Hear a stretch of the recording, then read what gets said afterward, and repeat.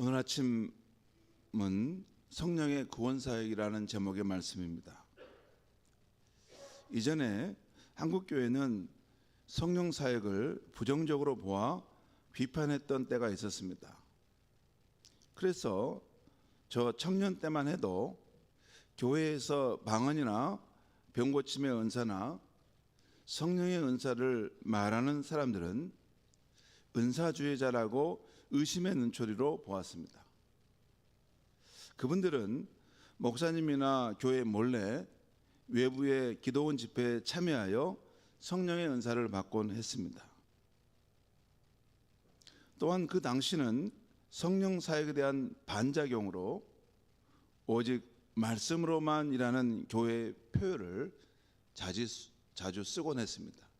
어느 교회든 오직 말씀으로 또 목사님들이 강단에서 말씀을 설교를 하실 때도 오직 말씀으로 새로워져야 됩니다. 말씀으로, 성령의 능력으로, 이런 표현은 잘 안 썼습니다.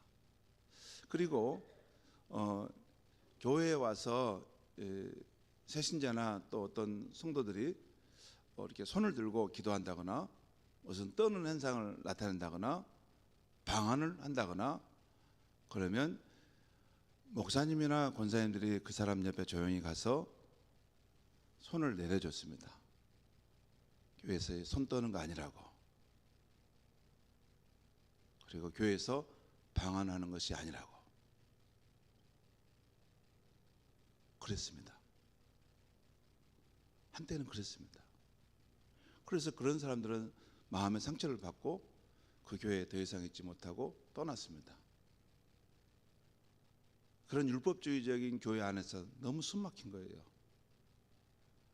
우리 인간의 영이 자유롭고 또 성령도 자유 가운데 역사하시는 분인데 그런 분위기에서는 이게 신앙생활 하기가 어려웠습니다. 여러분, 목사님들도 자기가 안 것만 전합니다. 여러분, 병원의 의사들도 자기가 안 것만 가르치잖아요. 그걸 치료하잖아요. 근데 명의는 이런 다양한 것을 다 경험하고 알고 있기 때문에 다른 의사가 알지 못하는 영역까지도 치료의 방법을 씁니다. 여러분, 이렇게 그 신학서적이나 또 이렇게 목사님들의 책을 읽어보면 거기에 이렇게 성령의 사역에 대한 자기 나름대로 설명을 쭉 해놨어요. 근데 가만히 보고 있으면 이 사람은 사실 성령의 사역이 뭔지를 잘 모르시구나, 이런 느낌이 올 때가 있어요. 그러니까 자기가 잘 알지 못하는데 어떤 책을 통해서 배운 것을 지식으로 거기다 써놓은 거예요. 이게 실제 하시는 성령의 사역에 대한 것을 잘 알지 못하니까 그냥 막 이렇게 써놓은 거예요, 막 여기저기. 그리고 쓴 사람 자신도 이게 지금 그 안에 보석과 같은 말이 있다는 것도 잘 모르고 그냥 막 의미 없는 말도 때려놓은 거에다 넣어놓은 거예요.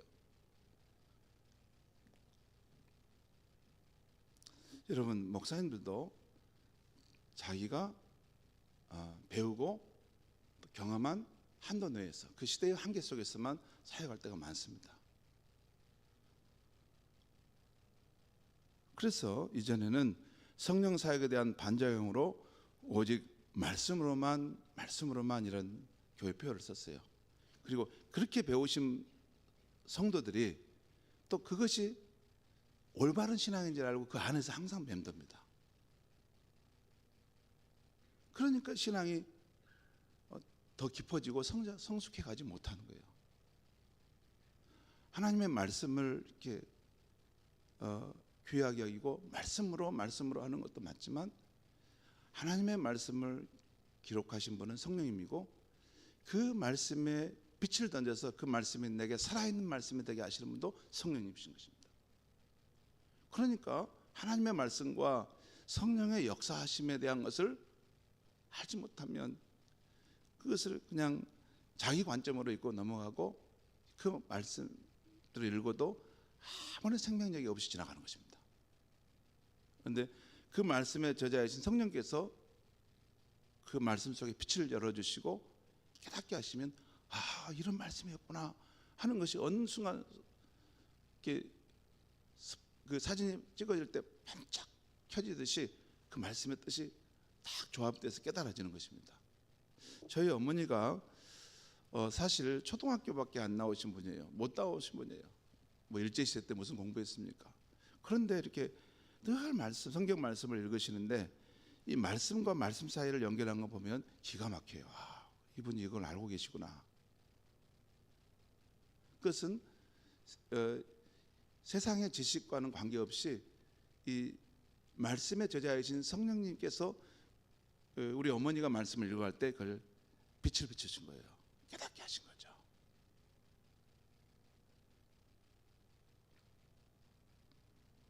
그렇습니다. 이전에는 아무튼 이 성령 사역에 대한 반작용으로 오직 말씀으로만이라는 교회 표어를 자주 썼습니다. 그런데 1990년 이후에 성령 사역을 강조하는 오순절 교회와 서울 온누리교회 하영조 목사님의 영향을 받아 또 우리 찬양팀은 경배와 찬양팀의 영향을 받아서 한국교회도 성령의 사역이 중요하다는 것을 두루 알게 되었습니다. 그리고 한국교회 안에 알파코스 성령 사역이 많이 전파된 것도 그 영향을 미쳤다고 할 수 있습니다. 이제는 성도의 삶에 있어서 말씀과 함께 성령 사역이 중요하다는 점에 한국교회가 거의 동의하는 것 같습니다. 그런데 교회마다 성령 사역을 중요하게 인정하면서도 그 강조점이 조금씩 다른 것을 보게 됩니다. 그 성령의 사역을 추구하는데 분명히 성령의 사역을 추구하는데 말씀 중심의 성령의 사역을 추구하는 교회가 있고 은사 중심의 성령의 사역을 추구하는 교회가 있는 것입니다. 자, 여러분, 이 성령 사역, 성령 충만을 사모하는데 이쪽 끝은 말씀 중심의 성령 사역입니다. 그리고 이쪽 끝은 은사 중심의 성령 사역입니다. 그리고 이쪽 극단과 이쪽 극단 이 사이가 여기가 여러 관계가 있겠죠. 이쪽으로 갈수록 말씀 중심이 더 강하겠죠. 근데 이쪽으로 갈수록 은사 중심이 더 강한 성령 사역을 하겠죠. 그러니까 어느 교회도 말씀으로만 은사로만 이렇게는 하지 않습니다.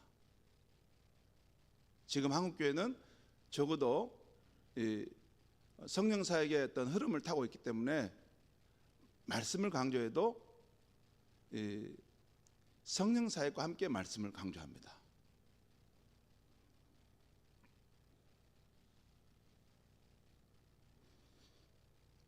또 은사를 강조해도 이 은사만을 강조하지 않습니다. 그런 교회는 없습니다.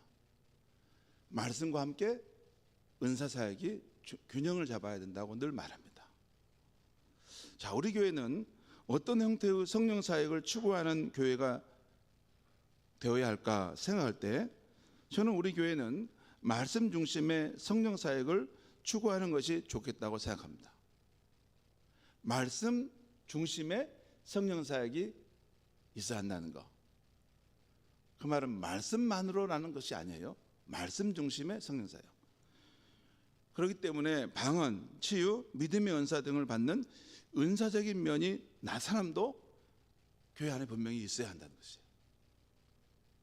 그러나 말씀 중심의 성령 사역을 더 추구할 때 건강한 교회로 성장해 갈 수 있다고 믿는 것입니다. 이 정돈이 돼야 돼요. 정돈이 되고 우리 목사님이 교회 이 방향을 저렇게 성경적인 방향으로 잡고 가시려고 하는구나. 물론 분명히 이 교회 안에 성령의 역사, 성령의 은사 이런 부분들이 나타나는 것도 인정하지만 중심은 말씀 중심의 성령 사역을 추구하는 교회가 우리 교회라는 거예요. 지난해 우리 유홍 목사님 오셔서 우리 가을 부흥회를 하셨죠. 그분이 하시는 방식이 딱 그런 방식입니다. 그분은 깊은 성령의 이런 사역과 성령의 은사들도 알고 있습니다. 알고 있어요. 깊은 걸 알고 있어요. 그런데 그것을 대중적으로 만날 때 함부로 사용하지 않습니다. 오히려 그분은 철저하게 말씀 중심으로 성령 사역을 해가십니다. 그러니까 그분은 그분 앞에 가서 이렇게 성령에 대한 이야기를 하면 다 아십니다. 다 알아요. 왜냐하면 그분이 중심 자리에 있었던 분이기 때문에 다 압니다. 하지만 그걸 절제하고 말하지 않습니다. 그리고 그쪽으로 너무 선을 넘어갈 때 폐해가 있다는 것도 알기 때문에 항상 말씀 중심의 성령 사역을 붙잡고 가십니다. 저도 그렇게 생각합니다.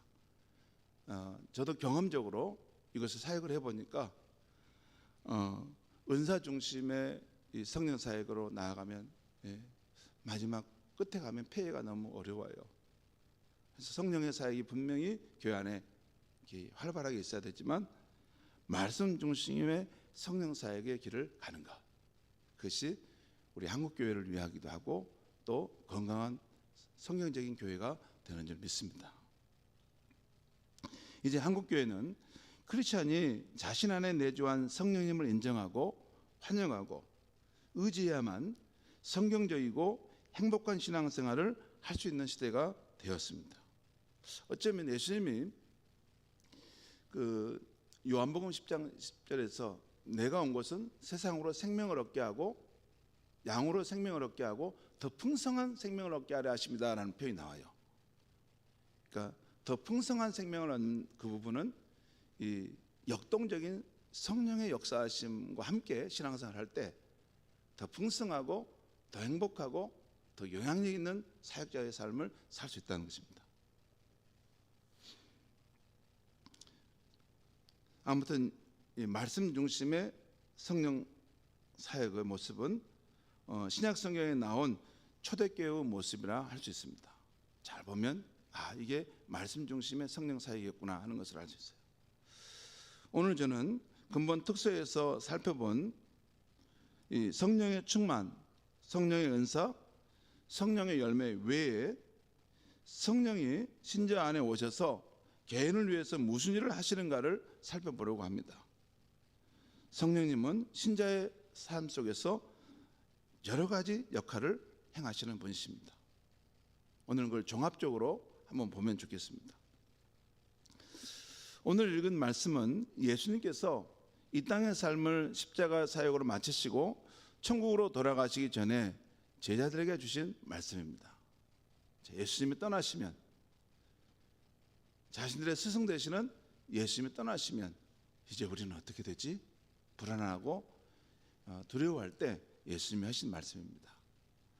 오늘 읽은 요한복음 14장 16절 이하의 말씀을 제가 다시 한번 읽으면서 설명하겠습니다. 14절, 16절입니다. 내가 아버지께 구하겠으니, 내가는 예수님입니다. 아버지는 하나님 아버지죠. 내가 아버지께 구하겠으니 그가 하나님이 또 다른 보혜사를 너에게 주사 영원토록 너희와 함께 있게 하리니. 또 다른 보혜사는 저 뒤에 가면 26절에 보혜사는 아버지께서 내 이름으로 보내신 성령이라는 표현이 나옵니다. 그러니까 보혜사 성령을 말해요. 보혜사 성령을 너에게 주사 영원토록 너희와 함께 있게 할 것이다. 17절, 그분은 진리의 영이라 세상은 능히 그를 받지 못하나니 이는 그를 보지도 못하고 알지도 못함이라. 여기 보면 그분은 영이시라는 거예요. 영이시기 때문에 세상 그분을 보지도 못하고 알지도 못한다는 것이죠. 그러나 17절 하반절에 그러나 너희는 그를 아나니, 그를 보나니 이런 표현 아니에요. 그를 보나니 이렇게 말하지 않아요. 너희는 그분을 안다는 것이에요. 왜냐하면 그는 너희와 함께 거하시며 또 너희 속에 계시겠습니다. 여러분, 영적 존재이기 때문에 눈으로 보지 않지만 그분이 오시면 그분이 우리와 함께하고 계시고 우리 속에 계신다는 것을 안다는 거예요. 여러분, 갑자기 언덕 위에 서 있는데 내 이렇게 피부에 살깔이 시원해지고 내 주변에 있는 나뭇잎들이 흔들거리면 내 눈에 보이지 않지만 바람이 지나가는 걸 우리는 알잖아요. 눈에 보이지 않는 성령님이지만 그분이 오시면 그 현상이 나타나요. 그래서 성령님이 나와 함께 하시고 내 안에 계시는구나. 제가 오늘 예배를 드리러 나오는데 찬양을 하는 가운데 깊은 감동이 있었어요. 깊은 감동이 있었어요. 성령께서 마치 제 영혼을 만지시는 것처럼 깊은 감동이 있었어요. 나도 모르게 눈물이 핑 돌고 나의 남은 삶을 더욱 성령을 사모하고 또 그분의 뜻을 따르며 살아가게 해야 되겠다. 그런 마음의 다짐이 뒤에 서 있는 찬양을 하면서 생겨나는 것입니다. 이게 눈에 보이지 않지만 그분이 오시면 마치 바람이 지나갈 때 어떤 현상이 일어난 것처럼 우리 안에 그분의 감동 감화하심이 일어난다는 거예요.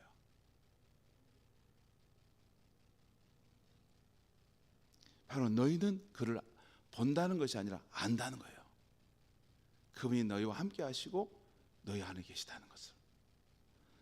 18절 보겠습니다. 내가 너희를 고아와 같이 버려두지 아니하고 너희에게 오리라. 이 말씀이 신비로운 말씀입니다. 여기서 내가는 누구를 말해요? 예수님 말해요. 지금 예수님 제자들에게 말씀하고 있는 거잖아요. 자, 내가 아버지께로 간다는 말씀을 하고 나서 또 보혜사 성령을 너희 가운데 보내주겠다 말씀하셨는데 18절에 이 말씀의 분위기가 내가 너희를 고아와 같이 버려두지 아니하고 너희에게 오리라. 아니 예수님이 가시면 가신 것이지 어떻게 또 다시 우리 가운데 오신다는 말인가? 그것은 보혜사 성령으로 오신다는 겁니다. 그런 의미에서 제자들은 육체적인 예수님은 하나님 보좌 우편에 좌정하셔서 세상을 통치하지만 그분의 영이신 성령님이 그들과 함께하고 계셨기 때문에 그분은 주님의 임재 안에 살고 있었던 것입니다. 특별히 우리 예수님의 이 말씀 속에 내가 너희를 고아와 같이 버려두지 않고, 여러분 사실 인생은 다 나는 고아라고 생각합니다. 다 고아입니다. 진짜 다 고아입니다. 천혜의 고아입니다. 부모님이 우리를 잠깐 낳아주셨고 잠깐 길러줬지만 다 이 세상을 떠나가게 되고 결국은 혼자 남게 되는 고아, 심리적인 의미에서의 고아입니다. 부모가 날 낳아준 부모가 내 앞에 있지만 사실 나를 도와줄 수 있습니까? 도와줄 수 있던가요, 여러분? 저는 우리 부모님이 저를 사랑하시지만 저를 도와주지 못해서 애타하는 것을 많이 봤어요. 그러니까 너를 많이 도와주지 못하는구나. 그런 의미에서 우리는 고아인 것입니다. 그런데 예수님은 우리를 고아와 같이 버려두지 않고 보혜사 성령으로 오셔서 늘 함께해 주신다는 것입니다. 19절에 조금 있으면 세상은 다시 나를 보지 못할 것이로되. 이것은 예수님께서 십자가 사역을 마치고 부활하시고 승천하시기 때문에 세상은 육체적인 예수를 알지 못해요. 볼 수가 없어요. 알 수가 없어요. 그러나 너희는 나를 보리니 이는 내가 살아있고 너희도 살아있겠습니다. 예수님 십자가에 달려 죽으시지만 지금 이때 하는 말씀이지만 나는 죽음으로 끝나지 않고 나는 살아있다. 살아있다. 20절 보겠습니다. 그날에 내가 아버지 안에 내가 너희 안에 너희가 내 안에 있는 것을 너희가 알리라. 여러분 잠깐 저를 보시죠. 그날에는 보혜사 성령님이 너희 가운데 오시는 그날이라는 말이에요. 그날에는 어떤 일이 일어나냐면 예수님이 하나님 아버지 안에 또 우리들이 예수님 안에 또 예수님이 우리 안에 있는 것을 너희가 알 것이다. 이것이 어떻게 가능합니까? 여러분 예수님이 지금 진실한 말을 하고 있는데 이 말씀을 우리의 이런 3차원, 4차원적인 관점만 생각하면 이 말이 무슨 말인지 도저히 이해 안 돼요. 이것이 영으로 오신 예수님을 알게 되면 이게 다 통하는 말입니다. 여기 보면 그날에 보혜사 성령으로 내가 올 때는 내가 하나님 아버지 안에 있고 또 너희가 내 안에 있고 또 내가 너희 안에 있는 것을 너희가 알 것이다. 여러분, 마치 성령은 이 보이지 않는 그 번개와 같습니다. 번개는 우리 안에도 있고 우리 밖에도 있는 것입니다. 그러죠? 그렇지 않습니까? 여기 보혜사 성령이 오시면 너희와 함께하고 너희 안에 계시겠습니다. 이것이 어떻게 이루어지겠습니다. 여러분, 이것을 제가 설명하지 않겠습니다만 가장 간단한 것은 공기는 숨을 쉬는 우리 안에도 들어와 있고 또 우리 밖에도 늘 공기는 상존하는 것입니다. 그 말은 뭐냐면 영이신 성령님이 우리 안에 오시면, 예수님이 성령 우리 안에 오시면 우리 안에도 있고 우리 밖에도 있다는 것입니다.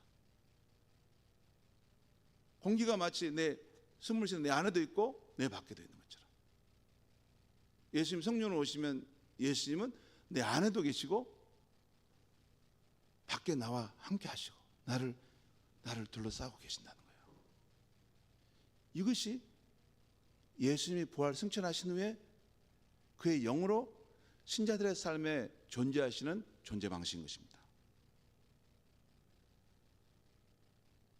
2000년 제자들과 함께 있을 때는 육체의 모습으로 존재하셨어요.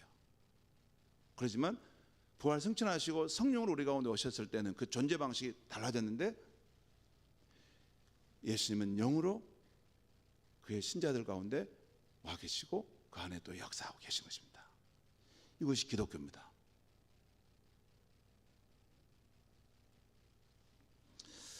한마디로 지금은 예수님께서 육체적으로 제자들을 떠나가시지만 십자가 속죄와 부활, 승천 사역을 이루시면 예수님께서 보혜사 성령으로 오셔서 제자들과 함께 하신다는 약속입니다. 제자들을 고아와 같이 버려두지 않고 오셔서 영으로 함께 하신다는 약속입니다. 이 약속은 사도행전 2장에서 오순절날 성령을 사모하던 제자들에게 성령이 임함으로 성취되었습니다. 그리고 이 성취는 신자인 우리에게도 적용되는 성취인 것입니다. 그러면 우리에게 오신 성령님은 무슨 일을 하시는가입니다. 몇 가지 말씀드리는데, 첫째는 성령님은 죄로 죽었던 우리의 영혼을 살리시는 중생, 거듭남의 역사를 하십니다. 중생이라는 것은 여러분이 중생이라는 건 다시 태어난다는 거예요. 여러분, 우리가 육체적으로 부모로부터 태어나죠. 근데 그것으로는 하나님 나라에 들어갈 수 없다는 거예요. 육체적인 태어남이 아닌 영적인 태어남이 있어야 한다는, 그게 기독교에서 말하는 중생 거듭남입니다. 우리 하나님 말씀 보겠습니다. 우리 디도서 3장 4절 6절 말씀 한번 보겠습니다. 디도서, 디모데후서, 디도서입니다. 신약성경 349페이지입니다. 신약성경 349페이지 디도서 3장입니다. 거기 3장 4절과 6절 말씀을 제가 읽겠습니다. 디도서 3장 4절과 6절 말씀 제가 읽겠습니다.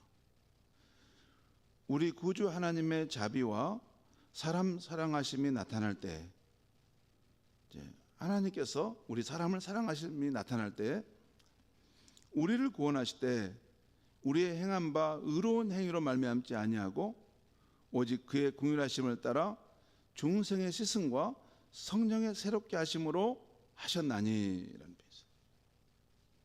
여기 보면 우리를 구원하시는데 어떻게 구원하였냐면 성령을 통해 중생의 시슴, 다시 영적으로 태어나도록 이게 하시기 위해서 그 보혈로 씻어 주셨다는 거예요. 그리고 성령의 새롭게 하심으로 일어났다는 거죠. 여러분, 중생이라는 것은 다시 말씀드립니다. 기독교에서는 말인데 다시 태어난다는 거예요. 거듭 태어난다는 거예요. 육적인 생명이 아니라 영적인 생명으로 다시 태어난다는 거예요. 그리고 6절 말씀 보겠습니다. 우리 구주 예수 그리스도로 말미암아 우리에게 그 성령을 풍성히 부어주사. 여기도 보면 정확하게 나와죠. 우리 구주 예수님을 믿음으로 말미암아 그 사람에게 성령이 부어진다는 거예요. 여러분 잠깐 저를 보시죠. 불신자는 죄로 인해 영적으로 죽은 상태이기에 하나님에 대해 전혀 알지 못합니다. 그리고 이 구원의 복음을 들어도 깨닫지 못합니다. 여러분 안 믿는 남편에게 전도하려고 하는데 너무 힘들지 않습니까? 이게 분명히 이게 지식적으로는 다 전달하는데 이 말이 무슨 말인지를 모르는 거예요, 이 사람이. 불신자는 죄로 인해서 그 영혼이 죽은 상태이기 때문에 이 복음에 대해서 반응할 수 있는 그런 영역이 없습니다. 그런데 이때 성령님께서 죄로 죽은 영혼을 이렇게 터치하실 때 살아나는 것입니다. 여러분 그 죽은 영혼이 살아나는 것은 살리시는 영인 생명이 오셔야만이 그 죽은 영이 살아나는 거예요. 그래서 복음을 깨닫게 하시고 그걸 믿음으로 반응하게 하시는 것입니다. 그래서 사람이 영적으로 태어나는 일은 성령님께서 주도하시는 중요한 사역인 것입니다. 두 번째, 성령님은 우리가 하나님의 자녀인 것을 증거하는 사역을 하십니다. 이것도 한번 찾아보겠습니다. 로마서 8장 15절 16절입니다. 로마서 우리 신약성경 249페이지입니다. 249페이지. 로마서 8장 15절 16절 말씀을 우리 같이 한번 읽겠습니다. 시작. 너희는 다시 무서워하는 종의 영을 받지 아니하고 양자의 영을 받았으므로 우리가 아빠 아버지라고 부르느니라. 성령이 친히 우리의 영과 더불어 우리가 하나님의 자녀인 것을 증언하시나니. 여기 보면 성령이 친히 우리 영과 더불어 우리가 하나님의 자녀인 것을 증언하신다. 성령님은 거듭난 우리가 하나님을 아빠 아버지라고 확신하며 부르게 하십니다. 그래서 우리는 하늘에 계신 하나님을 친밀한 아빠처럼 믿고 기도할 수 있는 것입니다. 구원받는 우리는 하나님을 무서운 분이거나 무뚝뚝한 옆집 아저씨처럼 생각하며 기도할 것은 아닙니다. 어려울 때는 좋으신 아버지께 나아가 구하듯이 기도할 수 있는 것입니다. 저는 젊을 때 하나님은 무서운 분으로 알았어요. 그리고 성령을 깊이 체험하지 않을 때는 하나님에 대해서 그냥 좀 나를 사랑하시는데 적당히 사랑하시겠지 이 정도. 성령을 깊이 체험하게 되면서 그분은 너희 아버지야. 네가 친밀히 자꾸 구할 수 있는 너 아버지야. 그 아버지 앞에 가서 너의 인생의 어려운 문제를 내놓고 기도하려. 성령님이 내 영혼을 일깨워 주시는 거예요. 그래서 기도가 깊어지는 것입니다. 성령은 우리가 하나님의 자녀인 것을 증거하시는 사역을 하십니다. 또 세 번째, 성령님은 우리의 연약함을 기도로 도와주시는 중보 사역을 하십니다. 오늘 로마서 8장 거기 뒤에 26절 같이 한번 보겠습니다. 로마서 8장 26절 시작. 이와 같이 성령도 우리의 연약함을 도우시라니 우리가 마땅히 기도할 바를 알지 못하나 오직 성령이 말할 수 없는 탄식으로 우리를 위하여 친히 간구하시느니라. 여기 보면 성령이 우리의 연약함을 도우시는데 말할 수 없는 탄식으로 우리를 위해서 친히 기도하신다, 간구하신다. 여러분, 성령님은 우리가 무엇을 어떻게 기도할지를 알지 못할 때 우리를 위해서 친히 기도해 주십니다. 그래서 여러분 기도하시다가 기도가 막힌다고 바로 일어서기 것보다는 5분이나 10분이라도 조금 더 침묵 가운데 성령의 인도하심을 구할 필요가 있습니다. 여러분 기도할 거 없으니까 그냥 가야 되겠다고 이렇게 가지 말고 우리는 성령 안에서 실제이신 그분과 함께 기도하고 있는데 그냥 내가 기도가 끝났으면 없어로 가버리고 그렇게 하지 말고 아시고 내가 기도가 끊어질 때는 침묵 가운데 성령의 인도를 구하면 잠깐 한 5분이라도 머물 필요가 있습니다. 그러면 성령님께서 기도할 것을 생각나게 하십니다. 실제 기도를 해보신 분들은 다 경험할 거예요. 그렇습니다. 나는 기도가 끝난 줄 알았는데 한 5분 10분 정도 가만히 묵상하면 성령님께서 생각나게 하시면서 또 기도할 것들이 일어납니다. 이렇게 성령님은 우리의 연약함을 기도로 도와주시는 분이라는 거예요. 또한 네 번째, 성령님은 우리의 스승이 되셔서 예수님에 대해서 더 알게 하시고 더 닮아가게 하십니다. 우리 요한복음 14장 26절 말씀 제가 읽겠습니다. 여러분 한번 요한복음 14장 한번 찾아볼까요? 요한복음 14장 26절. 구약성경 신약성경 172페이지입니다. 요한복음 14장 26절 같이 읽겠습니다. 시작. 보혜사 곧 아버지께서 내 이름으로 보내실 성령 그가 너에게 모든 것을 가르치고 내가 너에게 말한 모든 것을 생각나게 하리라. 여기 이제 보혜사가 누군가를 설명하고 있죠. 보혜사는 아버지 하나님께서 내 이름으로 예수님의 이름으로 보내시는 성령이라는 거예요. 여러분 잘 기억하세요. 보혜사가 어떤 분이라고요? 하나님 보내신데 누구의 이름으로요? 예수의 이름으로 오신다는 거예요.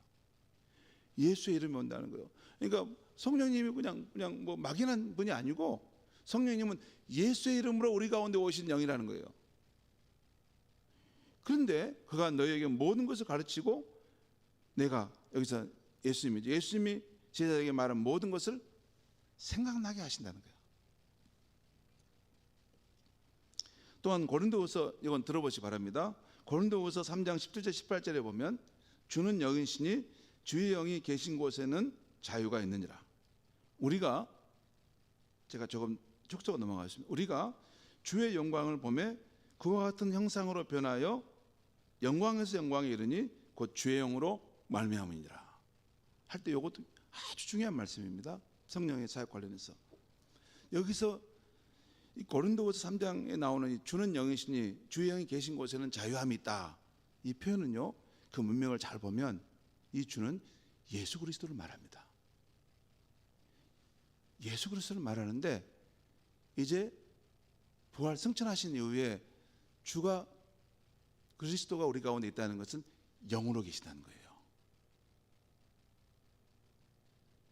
그리고 영이신 주님이 계시는 곳에 자유함이 있다는 거예요. 그리고 우리가 주의 영광을 보매 그와 같은 형상으로 변화한다. 우리가 예수님의 영광 예수님을 생각하면서 우리가 그와 같은 형상으로 변화되어 간다는 거예요. 그런데 이것을 누가 하냐면 곧 주의 영으로 말미암음이니라. 주의 영이 누구요?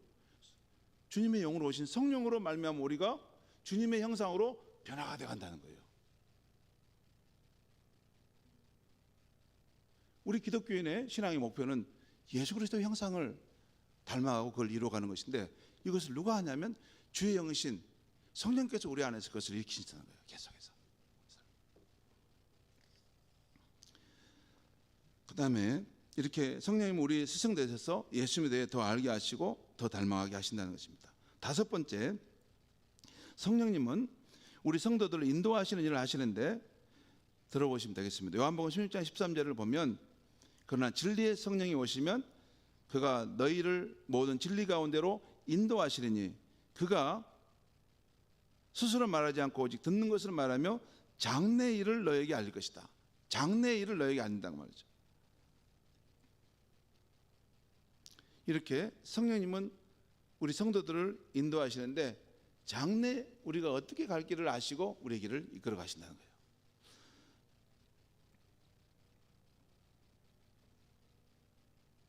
여러분, 그러면 성령님은 어떤 방법으로 우리를 인도하시느냐 하는 것이 중요해요. 우리를 인도하신다는데 어떤 방법으로 인도하는가 중요해요. 제가 몇 가지만 말씀드립니다. 성령님 때때로 기도 중에 어떤 일들이 생각나게 하셔서 그리 가지 마라. 이리 가는 것이 너가 살 길이다 말씀하세요. 생각나게 하세요. 어떤 이미지로 생각나기도 하시고 어떤 사건이 파노라마처럼 갑자기 생각나게 하셔서 나의 삶을 성찰하게 하고 그 길로 가면 안 된다. 이 길로 가라 말씀하세요. 그것이 저한테 하신 몇 번 말씀하신 거예요. 또 성령님은 때때로 마음의 소원을 주셔서 인도하십니다. 또한 아직 일의 결과를 알지 못하는데도 마음에 평안을 주심으로 인도하십니다. 또한 성령님은 환경을 통해서도 인도하십니다. 그 중요한 순간에 사람을 만나게 하시거나 환경의 문이 닫히거나 열리게 하심으로 닫히는 곳은 그 길은 가는 길이 아니다. 열린 길이 있으니까 그 길로 가라 해서 우리를 인도해 가십니다. 또한 성령님은 말씀을 읽는 중에 성령을 통해 우리 마음을 감동케 하시고 확신시켜 주심으로 인도하십니다. 이게 성령의 인도하심입니다. 생각나게 하시고 마음의 소원을 주시고 평안함을 주시고 환경을 통해서 역사하시고 말씀을 읽는 중에 성령을 통해 감동을 받고 확신하게 하시면서 이 길로 가면 되겠구나 하고 가는 것입니다. 그게 성령께서 우리를 인도해 가시는 방법입니다. 여섯 번째는 성령님은 우리가 기도할 때 또 전도할 때 능력을 부어주십니다. 에베소 6장에서 종말시대 영적 전투를 말할 때 우리 성도는 항상 성령 안에서 기도하라라는 말씀을 하세요. 성령 안에서 기도. 그냥 기도가 아니라 성령 안에서 기도하라는 거예요. 그냥 하는 기도와 성령 안에서 하는 기도는 능력에서 놀라운 차이가 있습니다. 우리는 늘 성령 안에서 성령과 함께 기도하려고 해야 하는 것입니다. 또한 주님은 사도행전 1장 8절에서 우리가 오직 성령의 권능을 받을 때 예루살렘과 온 유다 사마리아 땅까지 이르러 예수 증인이 될 것이라고 약속해 주셨습니다. 바로 우리가 기도할 때, 전도할 때 그 능력을 부어주신 분이라는 거예요. 성도 여러분, 성령님은 예수 그리스도를 대신해서 저와 여러분의 안에 와 계신 예수 그리스도의 영이십니다. 성령님은 우리 안에 오셔서 볼지어다 내가 세상 끝날까지 너희와 항상 함께 있으리라는 주님의 약속을 이루어가고 계시는 분이십니다. 또한 성령님은 죄로 죽었던 우리의 영혼을 살리셔서 거듭나게 하시는 분이십니다. 또한 우리의 영과 함께 하나님을 아빠 아버지라고 부르게 하시는 분이십니다. 또한 우리의 스승이 되셔서 우리가 예수를 더 알게 하시고 예수를 더 닮아가게 역사하고 계시는 분입니다. 그리고 우리가 가야 할 길을 인도해 주시고 우리가 연약함을 아셔서 감당할 능력을 때마다 시마다 구하고 그러면 주시는 분이십니다. 성도 여러분, 이 보배로우신 성령님, 이 보배로우신 성령님이라는 칭호를 제가 아침에 기도하고 준비하면서 쓸 때 성령님께서 기뻐하시구나 하는 마음이 들었어요. 이 보배로우신 성령님이 나와 함께 하심을 알지 못한다면 우리는 천국에 이르지 못할 것이고 이 험한 세상에서 승리하지 못할 것입니다. 이 성령님을 근심하게 하지 않아야 하는 것입니다. 이 성령님이 내 안에서 하나님 나라 천국을 힘차게 펼쳐가시도록 더욱 성령님을 사모하고 그분의 뜻에 순종하며 살아가야 하겠습니다. 기도하겠습니다. 성부, 성자, 성령 하나님, 오늘 이 아침에는 성령 하나님의 보배로움과 존귀하심을 어눌한 입술로 말씀을 전했습니다. 성령님 도와주셔서 우리가 이 험한 세상을 지나 하나님의 나라에 이를 때까지 우리 안에 늘 깊이 역사하여 주셔서 우리 자신 안에서부터 하나님 나라 천국의 능력이 나타날 수 있게 하여 주시옵소서. 그래서 우리의 마음과 삶의 중심이 하나님 나라의 질서 가운데 정돈되고 바로 서게 하여 주시고 성령의 통치하심 속에서 의와 평안과 기쁨을 누릴 수 있게 하여 주시옵소서. 그리고 성령의 능력을 따라 살아갈 때 이 세상에서 무슨 일을 만나든지 감당할 수 없는 일이 없도록 성령님 우리와 함께 하시고 우리를 붙들어 주시옵소서. 예수님의 이름으로 기도하옵나이다. 아멘.